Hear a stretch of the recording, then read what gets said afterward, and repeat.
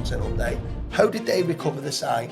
Well, you're essentially wasting your time and the cost involved you getting there. And some of these was doing 50, 100 grand a month, and now they're down to £5,000 a month, and they're like, I don't know what to do. I think the problem is a lot of affiliates went down the route of becoming doorway pages, and that's where they're going to make their money, right? The problem is Google's always hated that. You've got helpful content, yeah, but you've got a big part of your site that's being crawled. Once you're there, you can go hard, try and stay in your lane as best you can. Website recovery from the helpful content update. So the HCU update came along and they've absolutely crucified a lot of affiliate sites. We've waited quite a long time to do this video because we've needed a hell of a lot of data, and it's took us a lot longer than what we thought it would. It's nearly been 12 months. In fact, it has been 12 months. Yeah, 12 months and 1 week. It has, 12 months and 1 week. And we've only just now started to see consistent signs of recoveries from the helpful content update. There's still I would say, still 96, 97% of sites that we're tracking are still not recovered. Some of them have had partial recoveries. Some are now we're starting to see full recoveries. And we've been asking quite a lot of people that got hit with the helpful content update, how did they recover the site? So there isn't a one size fits all. No. And I think anyone who's watching this is not going to be, there's not a push button to recover your site from the helpful content update. But let's get started. So what's the number one thing in your opinion that you would be, someone comes along to you and says, I've been hit with the helpful content update, right? There's several different helpful content updates that come along. Probably the worst one being September in 2023 was probably the harshest I've ever seen an algorithm update come along. I think they went way too hard on a lot of good quality sites. So what are you started to see from the test data of what you have? Yeah, so the first way I would tackle it is you should be in Search Console. If you don't have Search Console set up, set it up. And then you should be looking at your crawl stats. That's almost immediately, that's what I would be looking at is, how technically, how much HTML do I have on the page? How much JavaScript do you have loading on the page? 4 errors, 3 or 4 errors, 5 or 3 errors. All of these different errors, you want to be making sure that you're cleaning up, and then also loading the log data from the server into a server file, order like Screaming Frog's version of it, or Jet Octopus, Julia's version of it, and seeing where Google at that point, hopefully you've got the pre-existing data. You might have just been hitting March is the latest update one, but you might have been hit recently. And then seeing where the crawler is kind of visiting and seeing if there's any issues there. So let me stop you on there. It's called the helpful content update, right? And what's quite strange is the first thing that you've spoke about, which I do completely agree with, by the way, is technical SEO. Why have they called it the helpful content update when actually you're now talking about technical terms? So I'm going to expand a little bit. I'm going to basically ask you the question as, I know the answer to it is it's the cost of information retrieval, right?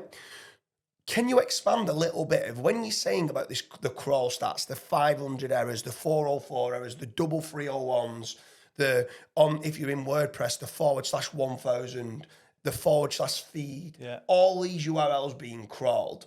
And then like you're now saying server log analysis. Very few people in the SEO industry even speak about server logs. So setting these server logs up and loading it into Jet Octopus, for example, and then seeing how Googlebot crawls your site. When you start geeking out on stuff like this and you start understanding that the cost of information retrieval of these sites that have been hit potentially could be very high. And some people say, it's an attack against WordPress sites. And it's like, it's not just an attack against that content management system, the CMS system of WordPress. It's the fact that WordPress comes with a lot of potential problems of these URLs being crawled unless you've got certain things set up in robots.txt, in htaccess, in making certain that tags or categories can't be crawled. Even within the themes, a lot of people use free themes, and there's short links in the themes and stuff like that. So you've spoke about technical SEO, it's the helpful content update. Can you just expand a little bit on that of what I've just said with regards to the cost of information retrieval, of why it is so important? Yeah, so if you imagine, obviously, let's say you're trying to buy, I'm going to try and create a real world example here. So you're trying to buy a dog, and this guy sells a certain type of dog that you want, but each time you go and visit that guy, he hasn't got the dog that you want. Well, you're essentially wasting your time and the cost involved you getting there. Well, it's essentially what you're doing to Google, right? So Google's visiting your website, it's saying, well, error. Well, it's just spent time and resources to visit your website and you've gave it an error. So it comes back later, error. It comes back later, error. And then what eventually happens is, guess what? Same that would happen with the guy trying to buy a dog off. You'll go elsewhere. So this is kind of what the search engine's doing is I trust you once, I trust you twice. You know what? I don't trust you anymore. You've just given us crap. When you're saying errors, are these like 500 server errors, or are you thinking like 404 errors? It could be a whole bunch. So 301 errors, maybe it's just going to a 404 page. You can have 503 server errors where it's just timing out. There's a whole bunch of like server errors that you should just... Yeah, I mean, what I found absolutely crazy is when we started to go into this and started dig deeper, and we got like, I think there was something like 40 odd sites that got absolutely, I'm talking 90% decimation of traffic being hit. And some of these was doing 50, 100 grand a month, like, and now they're down to £5,000 a month. And they're like, I don't know what to do. And we're like, give us the site and get the server logs being set up and let's see what the hell's going on with the site, right? So they give us the crawl stats, we load it into Jet Octopus, and you load the site into Screaming Frog, and you run an audit, an HTML, the spider crawls around, 0 errors. So you think, technically my site's fine. Yeah. You go into the server logs, and there's URLs that have not been there for 3 years, or that are 301 in, and they're still being crawled. And you're like, and there's some ones that are in there that are 404s, that are still being crawled by Googlebot, right? Screaming Frog didn't crawl it. It's not internal links. It's nothing that's not there. But Googlebot is still crawling this 404 page. And on one of the sites, which was very interesting, there was something like 1,300 404s from Googlebot. Googlebot was crawling that wasn't picked up with Screaming Frog. That when they loaded those into a 410, within 3 weeks of it being into a 410, Googlebot stopped crawling it. Then when you started to look then where it was crawling, it's then started crawling the rest of the site it should have been crawling. Yeah. And then the site that then, there was a cluster of articles that was well written, that was hardly being picked up. 1 or 2 of the pages was orphan pages, so the internal linking needed to be better, right? So there's like a few different bits here that you're starting to fix. But by 410ing pages that wasn't even being linked to, that Googlebot was crawling, right? It then stopped them from crawling that and then started to pick up more pages. It then started to follow the pages in the internal links. You then improved the click depth and started doing all these technical aspects for a helpful content update, and you started getting recoveries. And it was like, is this a technical? Why not call it the technical update? Do you know what I mean? Right? But it's not, and I get why they call it the helpful content updates, because they see that they're crawling a page that's a 404, like the content that was on that page, it's not helpful. Yeah. So some people think helpful content, well, I've got helpful content. Yeah, but you've got a big part of your site that's being crawled that you're not even looking at with your server logs. So I used to have a half decent technical team that was running Deep Crawl, Sitebulb, and Screaming Frog, and going, yeah, we've got a technical team. And now I'm like, my technical team weren't doing anything. Well, another point is as well, alluding to what you've just mentioned, obviously Googlebot visiting URLs that are super old and you might not, it could also be you've built links in the past to those URLs. And then obviously those links, you've deleted the page, but the links are still there. So the bot might be crawling that page and then hitting a 404. Another element after that, so what I would then be suggesting is you've now fixed hopefully 404s, 410 or 301, depending on, if you've got links or not and stuff like this. And then what you then should be doing, because the worst part is I hear loads of website owners, I have the best content. Yeah. Everyone says that, right? You're never going to say I've got crap content, but I just rank for everything. Yeah.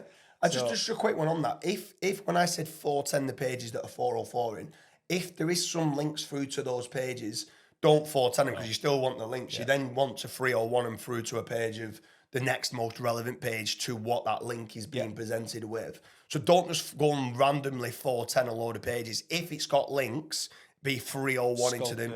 Be 301 in it through to the next page. But yeah, with regards to content quality.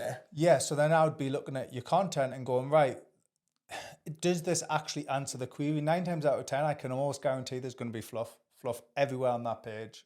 Does it answer the query? Does it follow a nice contextual flow in terms of the user journey. You know, should a user be asking this question first? If you're a gambler, you're on a gambling website, typically you're looking for probably the best deals or the best offers. So it should follow that flow of, here's the best deals. Why are these the best deals? And then it sort of continues down like that. Yeah. Then you might mention return to player values, all that sort of stuff. But obviously that's very niche specific. So what I'd implore you to do is you look into your own niche and go, well, what is the user I'm trying to focus on here? What is the intent of that user? Okay, let's sculpt the pages now and sculpt the headlines. Even just reordering the information, if you think your content's great, can have huge effects on that page. Yeah, it's crazy when you start looking at the macro and the micro content of if you've got a heading at the top that's really not strictly exactly the most relevant, highest salience kind of entity and term and query to the central intent of the page, that could be further down. And one of the H2s towards the bottom, like you're saying, the deals, if that's like what they're looking for the most, move that higher up. That then engagement rate and dwell time and people going, yeah, this is what I want. And then that dwell time and engagement rate then you start looking at like nav boost and engagement signals and all the other stuff. But I want to pull you back a little bit. Content quality, I completely agree, and we can do a whole 1 hour video on that. Is you're now talking about fluff at a page level. Yeah. But prior to talking about fluff at a page level, so when you do the technical part, the first thing I think prior to looking at an individual page level for whether we can remove fluff is looking at a domain level, and then looking at what pages actually need to go. Yeah. So everyone's obsessed with topical authority. I need more blogs, I need more blogs, I need more blogs. Oh, they've got 617 blogs, so I need 620 blogs. Where actually some blogs could be merged together. It's got the same intent and it could be the same kind of page, right?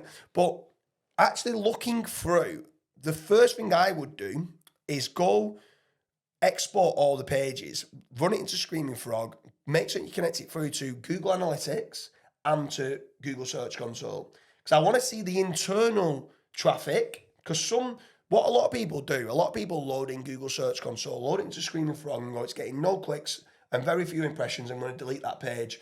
But actually the Google Analytics data might show the internal traffic flow through to that page is really good. And also direct traffic from social media is actually really good. But it's not showing up as being that it's getting a lot of traffic in search impressions. So there's certain ones that you still could keep from social media traffic and from internal traffic. But generally speaking, you're loading the Screaming Frog, you're loading it, and the first thing I'm doing is sorting by impressions, and I'm looking at what pages are not indexed, right? So, because it'll show zero, it won't say zero, it just be blank. Right? Yeah. So then you start to look at those and going, is this page adding to my topical authority? Now, bear in mind, topical authority is topical coverage plus historical data, right? Yep. If it's not indexed, there's no historical data. Therefore, you're just doing topical coverage, not topical authority. So how do I build topical authority? That is not adding to my topical authority. No. So instead of the first thing doing it, like just delete it and 410 it or 301 it if it's got links to it, is this an entity? Is this a query that forms part of my topical map and semantic content network? Is this relevant to my domain source context and domain central entity? And if it is, it's not a delete, it's a complete rewrite. Yeah. Right? So at that point then it's a rewrite and you're sorting through at a domain level what pages you're deleting, 410 in, 301 in, or rewriting. So what I would do on that front typically, because obviously you're going to have loads of pages that potentially hopefully do have traffic and things, I would be toying with whether you have to make a decision whether or not you're going to add it as a micro section on another page, which then in time, what you can then do is obviously see if that then starts getting picked up on that page and it might help that page increase. Because at the same time, a lot of people think topical coverage is just make more pages. It's not necessarily that. It's, if you've got that headline on a page and the entities on that page, it doesn't matter if that page is just 5,000 words long or 10,000 words long, it's still adding to your topical authority. Yeah, for sure. Yeah. And I think that's a common misconception that a lot of people do.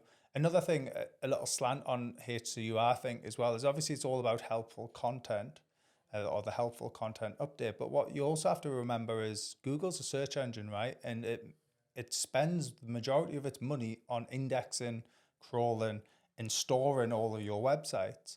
So it makes sense from a Google point of view to introduce a penalty that is basically saying, sorry, your content doesn't line or marry up with the content that we typically see users for this search query to be clicking on. And also it's costing us a lot of money. Therefore, we're going to penalise you. Yeah, and I also think that the algorithms are not as sophisticated as what people think that they are. So I do also feel, and there's a myth, and this data doesn't show this, but I'd love to try and dig deeper into it, where there's certain people that are very, very intelligent that I look up to in the industry that I would see as being, they've built out hundreds of quality sites and ranked in some of the hardest niches that there is. And a few of them got the same conception of being that they're saying that Google are going looking at sites and they're wrapping it up going, we don't like this type of site. And if you look like that type of site, you just get brought into the mix. You become part of almost like a bad, within link building, bad link neighborhood. Yeah. Like you almost become, you look like this and we don't like this, therefore we don't like you. Yeah. So what can you do to not look like them?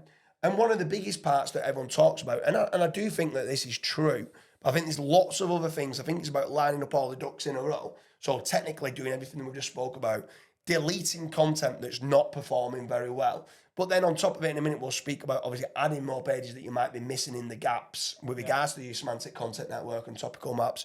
But trying to make certain that when you're looking at it holistically as a whole, you're doing all things to make certain that you're doing well. And then another part which we can dig deep into is traffic diversity.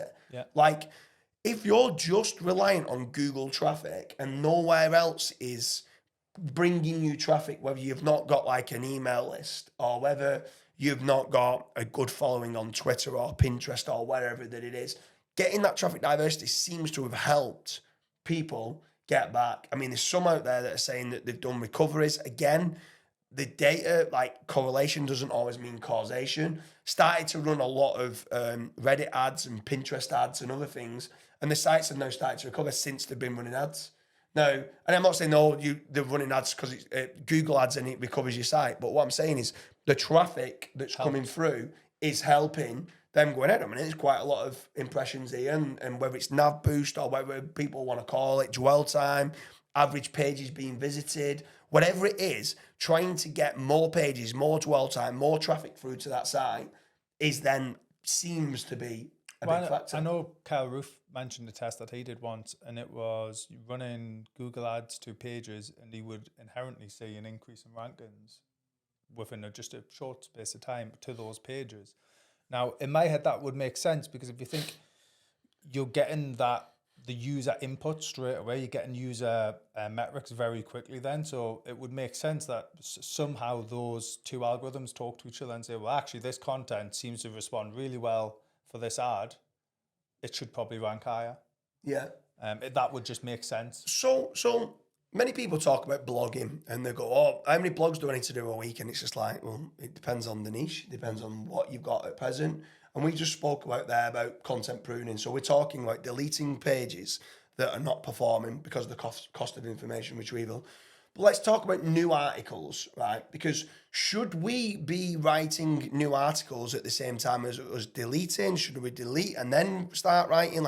Because for us, we found from the data that we want to fill the gaps as soon as possible, but we also want to bring the cost of information retrieval down as well. So some are asking, do I delete first and then wait to write? I mean, for me, I'm like, no, just fix everything as quickly as possible. Fix the gaps in the content that you don't have, but be deleting the stuff that's not working and almost be replacing the crap with good and make certain it's quality over quantity. What's your thoughts on filling in the gaps and topical kind of getting a good quality topical map and a semantic content network and understanding where you're missing and trying to cover that? So I would say just don't overthink it. Just kind of start deleting, like you were saying, and start writing as much as you can, as quick as possible, because a lot of it's all about, obviously, you want in the search engine, it'll be revisiting the site as you're doing 410s, and you might be requesting crawls within Search Console, stuff like that, so it picks it up quicker. As you're doing that, it's them visiting the site, visiting the pages again. And if you're on the fly updating pages as you go, it's kind of going, oh, we're there. This has been refreshed. This has been refreshed.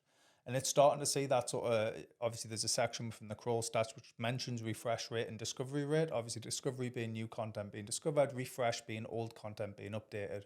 Now to be able to trigger that refresh rate you won't trigger that by just changing one headline on the page. It has to be quite a big chunk of the content and things like that on the page where it goes, whoa, this is completely different to what we have stored in our archive of this page. When you start doing that, it almost becomes a bit of a snowball effect. At the same time as editing old pages, I would be trying to also maximize on publishing, 10 pages at a time, like try and publish them all of a similar frequency time, but also randomize it. So like you might just publish 10 pages tomorrow because you've been working on them, but then don't do 10 pages the next day at the same time, and just randomize it because you want to try and inspire the bot to have to sporadically come back to the website.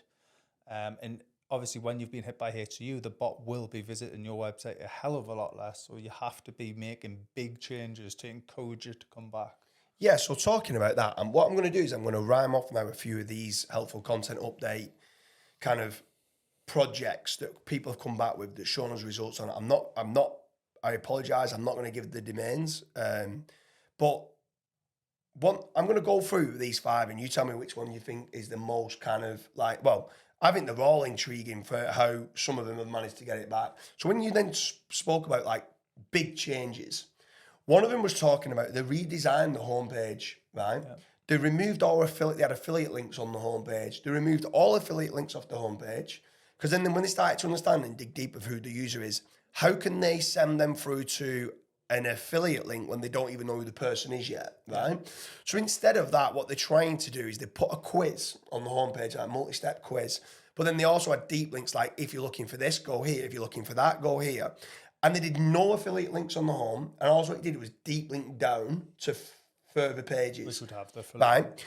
Which is obviously a big change. It's on the homepage. They felt that the inner pages was good enough of what they had, but they was filled with affiliate links on the home. And I don't know whether that's because now there was outbound linking through to loads of affiliates, and now they're passing more power down to the category pages and the main money pages.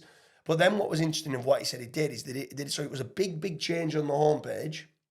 They changed the nav bar. They limited the amount of internal links on the nav bar because it was like a big mega menu, right? And then what he said he did was he did a digital PR campaign, an in-depth guest post campaign, and a press release campaign all at the same time. Because what it did was it gave a big spike, right? And he said the press release that he did was about new agency coming in that helped him with a brand new design, completely changed the way that they're doing it. They completely can change the internal systems. And I'm not saying that Google has gone and read that, they've done a new web design, but that influx has probably caused enough for Google to go, we need to come and rescore and revisit this site to see whether it was. Because we've seen certain people go and follow this route of doing a redesign. Some of them have changed the theme. Some of them have been changing from a technical standpoint, which we spoke about at the start, that certain themes are going to like internal linking to pages that shouldn't be and stuff like that. But it didn't seem to trigger them to come and do a rescore. But this velocity of quick links has managed to come and rescore it. What's your thoughts on that? Yeah, that's a very similar concept to what we just mentioned about the content. Obviously, with the resculpting, I think the problem is a lot of affiliates went down the route of becoming doorway pages, where essentially they would just set up, get the user on, get them to click off as soon as possible, and that's where they're going to make their money, right? But the problem is Google's always hated that. It's hated that since day dot. It wants people who are landing on the website and potentially, getting the answer that they require and staying on that website for a little bit rather than potentially clicking back to the SERP or clicking off to another website, which might then lead the user back to the SERP anyway.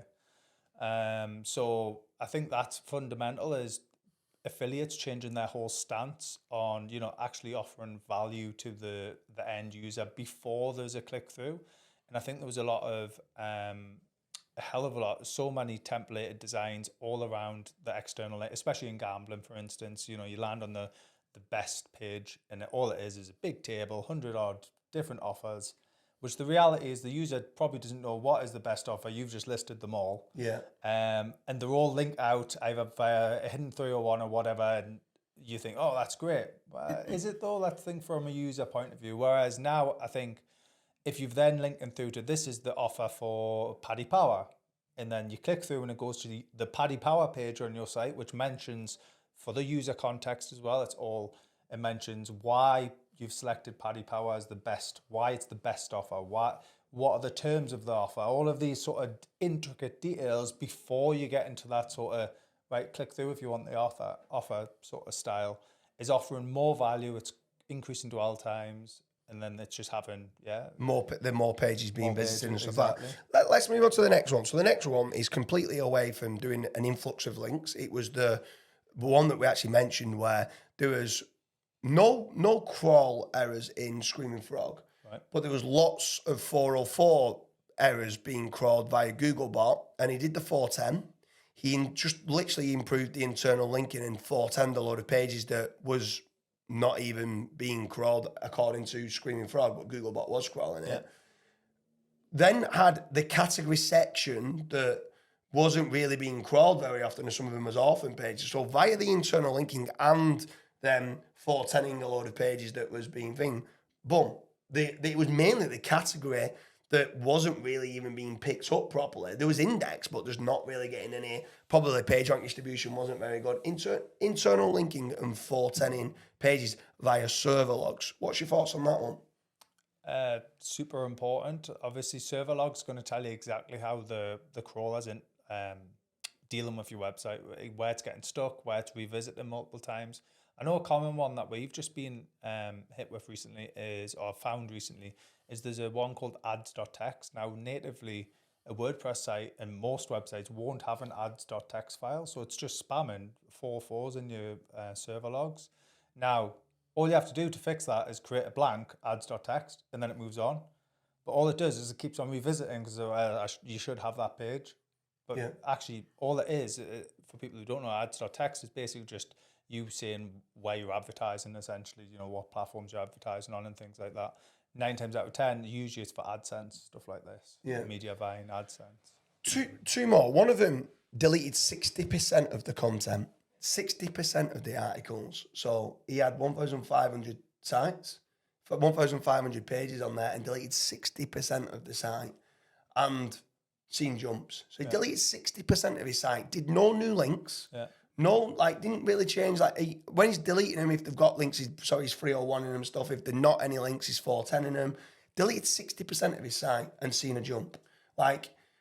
If that's not telling you the cost of information retrieval is important, you've just lost 60% so-called of your topical authority and you've jumped up. It's just another way of someone being able. And the reason why I wanted to show this is because there isn't a one-size-fits-all. The amount of people that come to you saying, "Hi, Carl, can you do me doing the link surge?" And that's fine. Or saying, "Oh yeah, not a problem. We can do your press release and we can do your guest posts and stuff like that." But the truth of the matter is, if they've not lined everything else up, got the ducks in a row, it's just you can't do it. You've got to be looking technically. Server logs. We make nothing out of saying this. We don't make it. We don't have a server log business. Do you know what I mean? Yet. Yeah. Go and fix technically your site. Go and get your server logs being set up. Go and delete. You don't make any money saying delete pages. Do you know what I mean? Go in yourself, look at it. You know the niche better than anybody else. Does this page add to your semantic content network? No, delete. And I would also say what you've just hit on the head. If you don't know the niche better than anyone else, then you need to get to know the niche, because that's also, I think, a fundamental flaw and error in a lot of affiliates is they just, that has high search volume. Bam. I've now set up a website. You know nothing about it. You've did no reading of content on other sites. You've done nothing. All you've basically done is load it into Surfer or something like that. Copied a few competitors, set up the site. I think another big one there as well is when you're saying you don't know much about the niche or the industry, people go too wide. They've got a gardening affiliate site and they start talking about gaming chairs. And you're like, you had topical authority on, and you was in a positive ranking state about gardening. What made you think you can then start talking about gaming chairs? Well, when I rotate, it started ranking. Yeah, because you're in a positive ranking state. Like, you can almost, just for anyone who's watching this, when you're in a positive ranking state, you can almost write anything, right? And if Google really likes your site, it'll rank you for anything pretty much on the first page for a while until you start going too far off topic. And then at that point, you get hit big time. So people think, yeah, but I've got authority on best. No, there's no such thing as authority on best, right? You might have it for best gardening equipment, like, which is an industry and an NLP categorization, or gaming, but then you don't really then start going off and doing that and that and this and that. Big sites can do it and get away with it. But you, when you go in and as an affiliate site that doesn't have the authority and the page rank coming through to the site, doesn't have the referral traffic coming from, like, some of these big sites that can do it, and newspaper sites that are getting millions and millions of branded searches every month that's coming through to the website, that they can afford to do those pages. You can't. You've got to stay in your lane and be an expert on something, and not think because you're an expert in best hedge trimmers, you can go and write about best gaming chairs. Try and keep it as concise and as you can. On that, as well as you then have the reverse where people go, well, I went really broad and then I decided to take it all back to what I was good at and I'm no longer ranking. Well, yeah, you've burnt your bridge and then you expect to get a car over it. Yeah. No, you have to start again now. You have to rebuild all that bridge, which is going to take time. And it's no longer, because you've basically went too broad on your categorization, Google doesn't know what category you belong to anymore. So you now need to start again and sort of say, right, this is the only category we now belong to, even if it potentially would mean rebuild that entire category, change the whole URL structure, rebuild it all. Yeah. Although it's still in the same category, you've given it a whole new URL structure to kind of say, sorry, all of this is now 301 redirected to that's previous gardening category in that example. It's now redirected to this gardening category, and we are now in gardening. I think another big one, and I want to try and wrap it up here with regards to recovering from the helpful content update, is if people don't understand what a positive ranking state, like I don't even know how you call it, like a straight line kind of ranking state, Like or neutral, or a negative ranking state. Yeah. You need to start understanding that the way, a lot of the time you can be doing something great, and if you're not seeing the results, it's because you need to wait until the next core algorithm update. And really only at the next core algorithm update can you start changing your ranking state. And what I've started to realise, and it's been very frustrating for myself when I've been trying to recover some sites because I'm very impatient. He's impatient, that's the problem. Very impatient, is that when you're in a negative ranking state, you can't just go and then just go boom and back. And you generally start with negative ranking state. You've got to keep doing things right, deleting the content, sorting the technical out.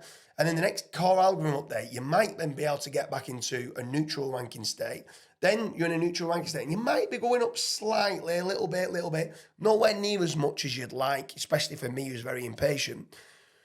But then it can be flatline. It can be like a hockey stick, because then the next core algorithm update, all the things that you've been doing well over the last 8 and 9 months, then after the neutral ranking state can go boom, positive ranking state. And then almost whatever you do in the positive ranking state works.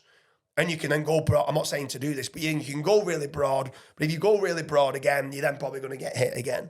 So just try and stay in your lane, but then cover the topic as an entirety. When you're in a positive ranking state, you can go pretty hard on your content in covering different topics, news articles, and all this, and you will start jumping. Like, it almost like it gives you an artificial boost when you're in a positive ranking state, probably higher than where you should be. When you're in a negative ranking state, when you go and create an amazing article, you still might only be ranking on page 3, and you're like, this site is done. But it's just you're in a negative, right? You've got to keep doing it, keep plugging away, keep fixing all the problems you can to flatline it. Once you've flatlined it, and only when you flatline it, then can you start to get it back going up. And it's important that you know that, because too many people can become demoralized and quit. And that you could be quitting when you're 90% of the way there to recovery. Yeah. So it's just something that I would say for you, if you are looking at this and you have been hit hard, keep going. If you understand good quality SEO and all the pillars of SEO, of good technical background and foundations, good quality links, maybe disavowing some of the toxic links. We've not even touched upon that, but disavowing some toxic links, deleting some of the content that's not working, improving upon the content, and adding to that topical authority. Doing all them things right over time will start shifting back up into a positive ranking state. Once you're there, you can go hard, but try and stay in your lane as best you can. Have you got anything else to add there for the helpful content? I would probably also say is on the ranking states, obviously, it can happen at any point. So you could be in a very positive ranking state and all of a sudden hit neutral or even swap to a negative on the next algorithm update. That doesn't necessarily mean that all of a sudden the website's going to get tanked. It just means at present, it's not liking whatever you've done in that version of the algorithm update. So just if you're very consistent with, you've set up the strategies and you think it's going to work, stick with it. Don't start going off on tangents and things like that. And hopefully it'll turn back round into a positive. It's kind of the natural flow. If you've ever looked in Search Console on bigger websites, they always go like that, and up and down, but then it levels. So it goes up, and then you might hit a negative, which brings you down to here. But that negative is still way better than 16 months ago when you were down here. Yeah. And now you're here as a negative ranking state, and then you work on it again, and it sort of levels to it. One other thing as well is go and get yourself some decent mentors. If you have been hit hard and you don't understand why, and you're pretty certain you're going, James, I don't know anything about server logs, don't come to me because technically I'm retarded, right? So do not come to me about anything related to technical SEO. But if you was struggling with technical SEO, go and try and find who the best person is, right, in the SEO industry at technical, and go and ask for an hour of the time. If it's $500, go and spend $500 because you're going to learn from it and you're going to fix your site and any other sites that you build technically. If it's you don't know what good quality content is, so semantic triples, semantic content networks, topical authority, how do you do that correctly? How should you know whether to delete an article? Maybe go and speak to Kyle Roof or Corey. Go and do Corey's course. Like some SEOs out there kind of mock it, and in my opinion, it's one of the best courses that there is out there. If you try and start understanding how linguistics and semantics work, it's great. I get nothing from saying it, but like he's an absolute genius on page. That's who I'd be going to. If you're wanting help with regards to backlinks, go and speak to someone like Carl Hudson. Carl Hudson's ranked 46 different casinos online. Very, very tough industry. Mainly, I won't really speak to you, and I know you've done a lot of the course on Corey stuff with regards to one page. As an all-round, you're pretty good at all kind of aspects, but you are the expert in links. Like you're my go-to person for links, and it's just about at times finding people that you're weak at and finding a mentor and paying that person to say, I need help in this. Go and find out who the best person in that lane is. Go and get a roofer to do your roof, so to speak, and a plumber to go and do your water and stuff like that, and a bricklayer to go and build your bricks and build your wall. Like that kind of attitude, go and find someone that's brilliant at schema markup or server logs or internal linking. Go and ask people in these Facebook groups, there's 50,000 people in there, who's your go-to person for this? Try and hire the right mentor of where you're weak at. And that's another way of it. They might bring something to you specifically about your site, which you might not see. You might not see the woods from the trees. You might think technically it's great or your content's great. And then the person that you've hired who's the best in their lane say, that's not great, mate. That's not very good. So that's something else with regards to trying to recover from the helpful content update. I hope you liked the video. If there's anything you think we've missed, leave a comment in the comment section.